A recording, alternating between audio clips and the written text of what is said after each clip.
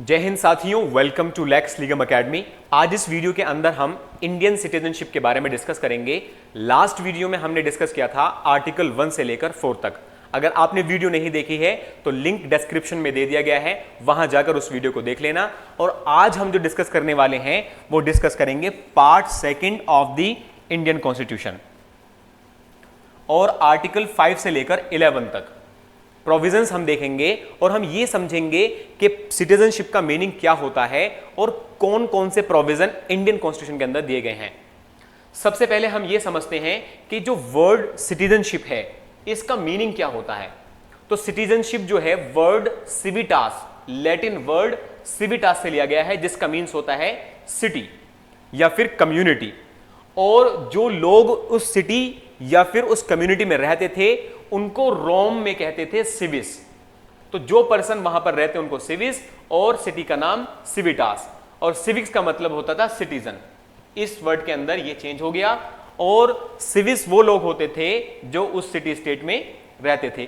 और इन लोगों को जो है कुछ राइट्स एंड कुछ ड्यूटीज मिले हुए होते थे। यानी दो चीज हमें यहां पर देखनी है सिटीजनशिप के कनेक्शन में। सबसे पहली कि citizens enjoy all civil and political rights, यानी जो सिटीजन्स होते हैं वो दोनों राइट्स को एंजॉय करते हैं। पहला राइट इसके अंदर आता है कि सिविल राइट्स, और civil rights are those rights which are necessary for a human to live his life with dignity. जैसे आर्टिकल 21 भी हमारे कॉन्स्टिट्यूशन का बात करता है right to life and personal liberty, कि एक पर्सन के पास राइट टू लाइफ होना चाहिए और पर्सनल लिबर्टी होनी चाहिए। या फिर आर्टिकल 19 हम देखते हैं, उसके अंदर हमें 6 फंडामेंटल फ्रीडम्स दी गई हैं, जैसे बोलने की आजादी, एसोसिएशन बनाने की आजादी, घूमने फिरने की आजादी, या फिर जो कारोबार करना चाहते हैं उसकी आजादी, या कहीं पर भी सेटल होने की आजादी आर्टिकल 19 के अंदर दी गई है। तो जो हमारे सिविल राइट्स होते हैं that are very important right for a person to live his life with dignity and he can develop himself. दूसरे राइट होते हैं पॉलिटिकल राइट्स, और पॉलिटिकल राइट्स वो राइट होते हैं जो किसी सिटीजन को एडमिनिस्ट्रेशन में यानी गवर्नमेंट के अंदर पार्टिसिपेट करने के लिए राइट देते हैं। जैसे एग्जांपल इसके अंदर हो सकते हैं राइट टू वोट, हमारे कॉन्स्टिट्यूशन के अंदर आर्टिकल 326 के अंदर दिया गया है, यानी हमारे पास राइट टू वोट है, हम जो है अपने रिप्रेजेंटेटिव्स को चुन सकते हैं। और दूसरा राइट क्या है कि हम इलेक्शन भी कंटेस्ट कर सकते हैं, यानी अगर कोई पर्सन एलिजिबल है तो वो इलेक्शन के अंदर जो है किसी भी पद के ऊपर खड़ा हो सकता है, जैसे एमपी, एमएलए, चेयरमैन या फिर और जो भी इलेक्शन होते हैं इनके अंदर। दूसरा हमें यहां देखना है कि जो एलियंस होते हैं, एलियंस का मतलब फॉरेनर्स जो होते हैं जो किसी दूसरे देश के निवासी हैं, उनके पास जो है इतने सारे राइट्स नहीं होते जितने कि किसी सिटीजन के पास होंगे। उस देश में रहने वाले सिटीजन के पास इतने राइट्स होते हैं कि जितने एलियंस के पास नहीं होंगे। जैसे हमारे कॉन्स्टिट्यूशन के अंदर भी आर्टिकल 15, 16, 19, 29 और 30 जो हैं वो सिर्फ और सिर्फ सिटीजन्स को दिए गए हैं। बाकी जो राइट्स दिए गए हैं वो एलियंस के लिए भी हैं, यानी फॉरेनर के लिए भी हैं। और यहां पर हमें यह देखना जरूरी है कि जो एलियंस हैं यानी फॉरेनर हैं वो भी दो तरह के होते हैं। एक फ्रेंडली एलियंस होते हैं, यानी जिनके साथ हमारे मित्रतापूर्वक संबंध है, और दूसरे हमारे एनिमी एलियंस, यानी जिसके साथ हमारा कोई वॉर चल रहा है या फिर उसके साथ हमारा कोई भी ऐसा रिलेशन है जो एनिमिटी वाला है। तो आर्टिकल 22 इनको भी अवेलेबल नहीं होता है, यानी इनके अंदर भी थोड़ा सा डिफरेंस है। जो फ्रेंडली एलियंस होते हैं उनको आर्टिकल 22 हमारा मिला हुआ होता है, जिसके अंदर बात की गई है freedom from arrest and detention, यानी अरेस्ट और डिटेंशन के जो राइट हैं वो फ्रेंडली एलियंस को मिले हुए होते हैं, एनिमी एलियंस को नहीं मिले हुए होते हैं। तो हमने यहां पर यह समझा कि सिटीजन्स कौन होते हैं और उनका क्या रोल होता है किसी भी एक देश के अंदर। आइए इसके अंदर फिर पढ़ते हैं हम कि हमारे कॉन्स्टिट्यूशन के अंदर सिटीजनशिप से कनेक्टेड क्या प्रोविजंस दिए हुए हैं। तो हम देखते हैं इसके अंदर कि जो सिटीजनशिप है हमारी वो लिस्ट की गई है यूनियन लिस्ट के अंदर, एंट्री नंबर 17 के अंदर, और वहां पर लिखा है सिटीजनशिप से कनेक्टेड या नेचुरलाइजेशन से कनेक्टेड या एलियन से रिलेटेड यानी फॉरेनर से रिलेटेड जो लॉ बनाएगी वो कौन बनाएगी? पार्लियामेंट लॉ बनाएगी। यानी पार्लियामेंट को स्पेसिफिकली जो है पावर दी गई है। आर्टिकल 11 के अंदर भी ये लिखा हुआ है कि पार्लियामेंट की जो पावर है लॉ बनाने की, जो आर्टिकल है हमारे आर्टिकल 5 से लेकर 10 तक, वो पार्लियामेंट की पावर को डेरोगेट नहीं करेंगे, यानी वो उसको खत्म नहीं करेंगे। और इस पावर को यूज करते हुए ही पार्लियामेंट ने एक कानून बनाया, द इंडियन सिटीजनशिप एक्ट 1955, और ये एक्ट ये कहता है कि किस तरह से कोई भी पर्सन अपनी सिटीजनशिप को एक्वायर कर सकता है और किस तरह से उसकी सिटीजनशिप जो है टर्मिनेट हो जाएगी। यानी दो चीजें ये बात करता है, एक्विजिशन की एंड टर्मिनेशन की। अब यहां पर जो है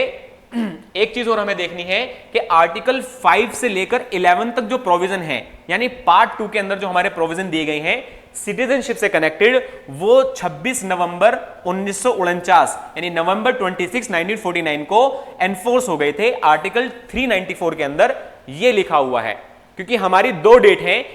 एक डेट वो थी जो 26 नवंबर 1949 यानी डेट ऑफ अडॉप्शन, तो डेट ऑफ अडॉप्शन वाले दिन भी बहुत सारे हमारे प्रोविजंस एनफोर्स हो गए थे और उनमें हमारे सिटीजनशिप वाले प्रोविजन भी थे, और बाकी रिमेनिंग प्रोविजन जो थे वो 26 जनवरी 1950 में जो है एनफोर्स हो गए। तो ये हमने मोटे तौर पर चीजें देखी कि हमारे ये जो प्रोविजन है किसके बारे में बात करते हैं। और एक लास्ट बात यहां पर ये समझ लीजिए आप कि आर्टिकल 5 से लेकर जो हमारे प्रोविजन दिए गए हैं पार्ट 2 के अंदर, वो सभी बात ये करते हैं कि कमेंसमेंट ऑफ द कॉन्स्टिट्यूशन पर कौन सिटीजन होगा।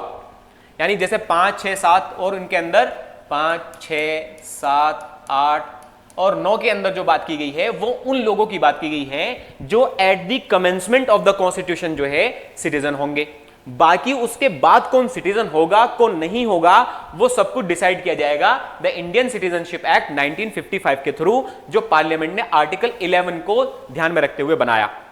आइए सबसे पहले हम देखते हैं कि आर्टिकल 5 क्या कहता है। आर्टिकल 5 के अंदर बात बताई गई है कि a person is entitled to citizenship, यानी वो पर्सन एंटाइटल हो जाएगा सिटीजनशिप के लिए by domicile if he fulfils the following 2 condition. यानी अगर कोई भी पर्सन इंडिया के अंदर डोमिसाइल है और वो इन 2 कंडीशन को फुलफिल करता है तो वो जो है सिटीजन माना जाएगा। तो सबसे पहले इसके अंदर यही है कि वो डोमिसाइल हो इंडिया के अंदर, टेरिटरी ऑफ इंडिया के अंदर उसका डोमिसाइल हो, निवास हो, और दूसरी इसके अंदर जो कंडीशन दी गई है वो ये है कि इन 3 में से कम एक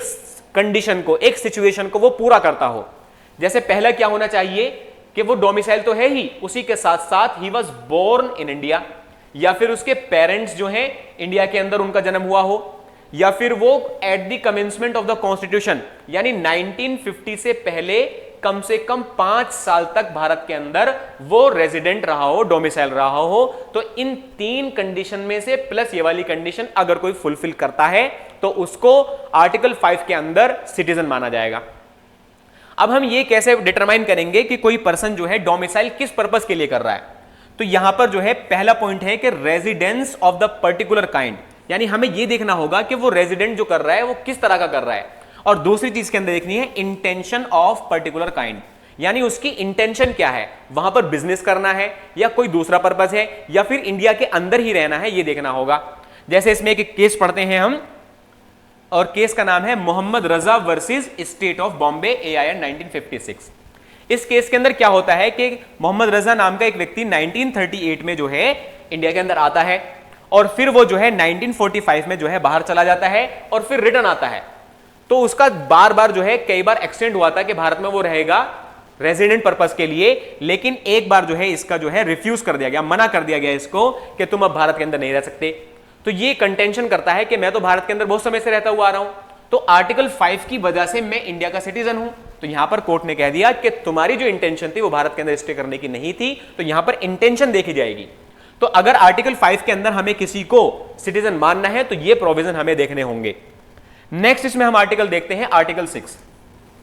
और आर्टिकल 6 बात करता है सिटीजनशिप ऑफ माइग्रेंट्स। और माइग्रेंट्स का मीनिंग ये होता है कि मान लो कोई ए पर्सन जो है किसी देश के अंदर रहता है और वो किसी दूसरे देश के अंदर जाकर चला जाता है, तो ये जो इसने एक कंट्री से दूसरी कंट्री के अंदर यहां से ये यहां गया, इसको हम कहते हैं माइग्रेशन करना। तो ये कहता है आर्टिकल 6 के a person who has migrated, यानी कोई भी पर्सन जो माइग्रेट किया है टू इंडिया, इंडिया के अंदर फ्रॉम पाकिस्तान, यानी पाकिस्तान से इंडिया के अंदर आया है, तो shall be deemed to be a citizen of India if he, यानी कोई भी पर्सन जो पाकिस्तान से इंडिया आया है तो उसको हम जो है सिटीजन समझेंगे अगर वो या फिर उसके पेरेंट्स या फिर उसके ग्रांड पेरेंट्स जो हैं वो बोर्न इन इंडिया, यानी उनमें से किसी का जन्म जो है भारत के अंदर हुआ है। और इसके अंदर नेक्स्ट हम देखते हैं 2 पॉइंट और के बिफोर जुलाई 1948 तो ordinary residing in India since the date of his migration, यानी वो माइग्रेशन के बाद भारत के अंदर रहता हुआ आ रहा हो। और दूसरा, अगर वो इस डेट के बाद आता है आफ्टर जुलाई 1948 उसको रजिस्टर्ड किया गया है as a citizen appointed officer के द्वारा,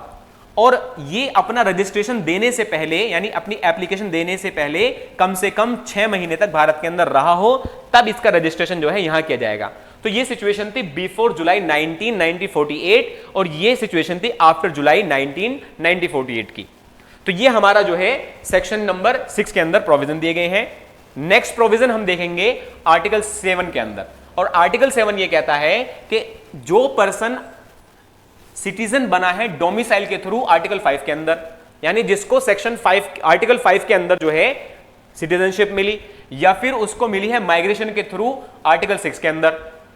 तो उसकी जो सिटीजनशिप है वो सीज हो जाएगी। सीज मतलब उसकी जो सिटीजनशिप है खत्म हो जाएगी जब वो सिटीजन जो है if he has migrated to Pakistan after March 1 1947,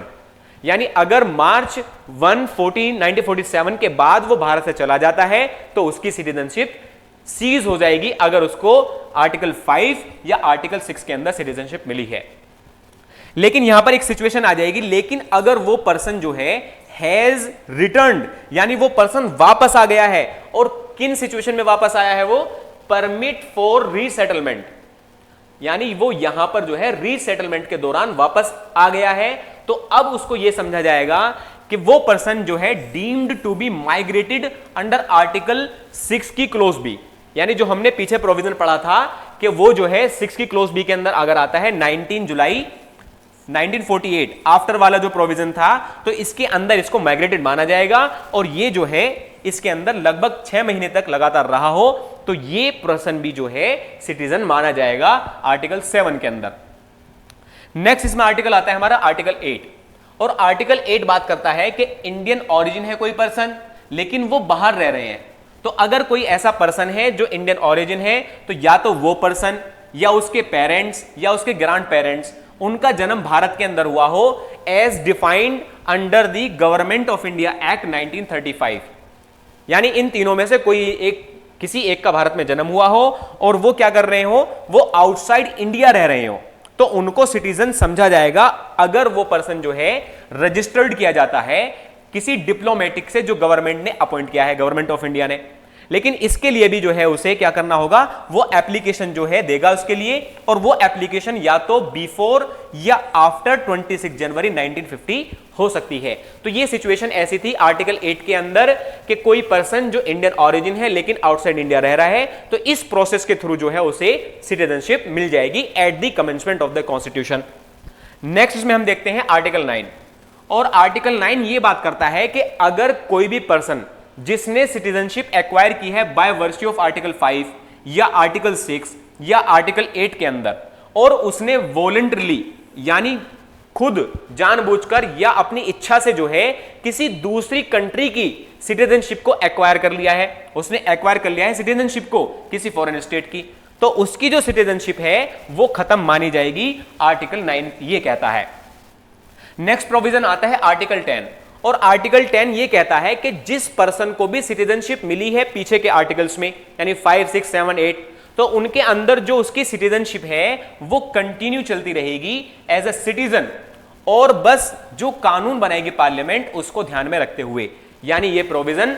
subject to law made by the parliament होगा। यानी ये बात करता है continuance of the rights of the citizenship, यानी जो राइट मिला है सिटीजनशिप का फोरगोइंग प्रोविजंस के अंदर वो कंटिन्यू चलता रहेगा, ये बात करता है आर्टिकल 10। और इसके बाद आता है हमारा लास्ट इसके अंदर आर्टिकल 11, और आर्टिकल 11 ये कहता है कि nothing in the foregoing provision मतलब आर्टिकल 5 से लेकर 10 तक जो प्रोविजन दिए गए हैं वो डेरोगेट नहीं करेंगे, किसको नहीं करेंगे, from the power of parliament to make any provision, कि वो प्रोविजन बनाने किस चीज के लिए प्रोविजन बनाएगी, एक्विजिशन का मतलब होता है कि किस तरह से सिटीजनशिप ली जाएगी, और टर्मिनेशन यानी किस तरह से सिटीजनशिप खत्म हो जाएगी। तो पार्लियामेंट जो है इनके लिए लॉ बना सकती है of citizenship and all other matter relating to the citizenship, यानी सिटीजनशिप से कनेक्टेड कोई भी लॉ जो है वो पार्लियामेंट बनाएगी और वो बना सकती है। और इसी को हमने शुरू में पढ़ा था कि इंडियन सिटीजनशिप एक्ट पास किया 1955, जिसके अंदर प्रोविजंस बताए गए कि कौन कौन से प्रोविजन जो है इसके अंदर आएंगे और जिसको हम जो है अगली वीडियो में डिस्कस करेंगे। तो इस वीडियो के अंदर हमने समझा कि पार्ट सेकंड के अंदर आर्टिकल 5 से लेकर 11 तक क्या क्या दिया गया है। If you like the video, share with your friends. Thank you.